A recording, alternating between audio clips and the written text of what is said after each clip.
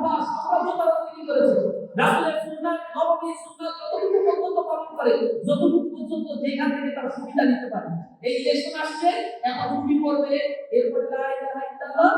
অমুকের বান্দা মালিক তুমি আল্লাহ এরকম স্লোগানগুলো তখন দিয়ে আসবে আবার যখন এটা মনে হবে তখন বলতে যে ধর্মের ভিতরে কোনো রাজনীতি নেই ধর্মের জায়গায় ধর্ম নিয়ে এটা রাজনীতি আমরা ধর্ম নিয়ে রাজনীতি করি না আমরা ইসলামকে বিশ্বব্যাপী যে ইসলামিক রিভলিউশন রাসূলুল্লাহ সাল্লাল্লাহু আলাইহি ওয়াসাল্লামের সময় প্রতিষ্ঠিত হয়েছিল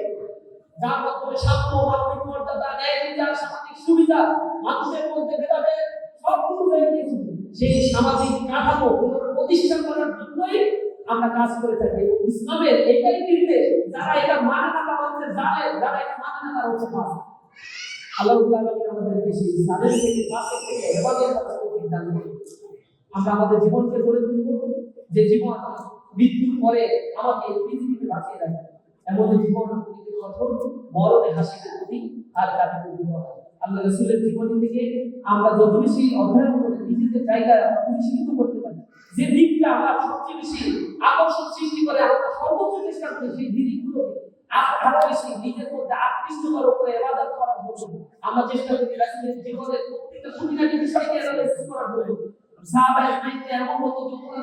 একদিন হেঁটে যাচ্ছে না কই জানে এক জায়গায় বিশ্রাম নিতে বসে গেলে সবাইকে বলছে এখানে বিশ্রাম নেই সাহাবায়ে বলছে এখানে বিশ্রাম নেওয়ার জায়গা আমরা তো ক্লান্ত হয়ে গেছি তখন ওদের জন্য বলছে আমি রাসূলকে দেখেছি এখানে বিশ্রাম নিতে সুতরাং এখানে বিশ্রাম করলাম এভাবে রাসূলকে তারা ইত্তেবা করে খুঁটিনাটি কোনো বিষয় তারা ছেড়ে দিতেন না রাসূলের সুন্নাতের সব বিষয়গুলো তারা ধরার জন্য চেষ্টা করতেন আমরা যেন আমাদের জীবনে সেগুলো লালন পালন করতে পারি এবং রাসূল করিম সাল্লাল্লাহু আলাইহি ওয়াসাল্লাম যে সমাজ ব্যবস্থা করে দিয়েছেন সেই সমাজ ব্যবস্থা করে করার জন্য আমরা সর্বোচ্চ চেষ্টা করতে আমরা অবদান রাখতে পারি আল্লাহ রাব্বুল আলামিন আমাদেরকে কবুল করুন আল্লাহ মাইন্দি ওয়া ইল্লাল্লাহু আলাইহি ওয়া সাল্লাম ওয়া ইলাইহি মুনিব আসসালামু আলাইকুম